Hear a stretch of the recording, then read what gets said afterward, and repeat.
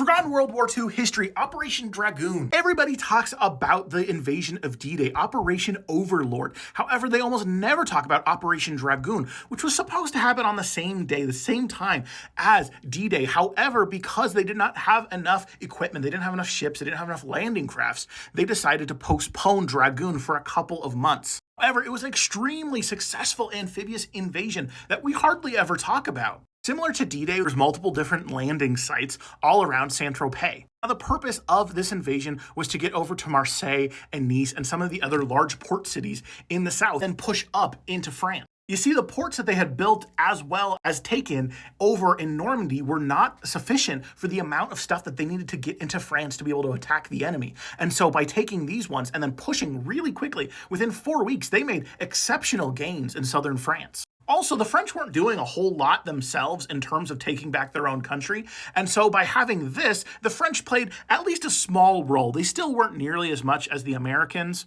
which did most of the heavy lifting for the entirety of the war, on the Western Front at least. But unlike with D-Day, the French actually did have a lot of troops land during Operation Dragoon. It doesn't get nearly the same amount of attention as Operation Overlord for the landings of the beaches at Normandy. While this makes sense because that was the first one, this one was followed up only a couple of months later. It was incredibly successful, and so I think we should talk about this more. And while definitely I want to be able to go and visit Normandy Beach at some point and be able to see a lot of those World War II sites, I also would like to go and see the beaches near Saint-Tropez and, get to hang out at a warm beach compared to the Normandy beaches, which are very cold.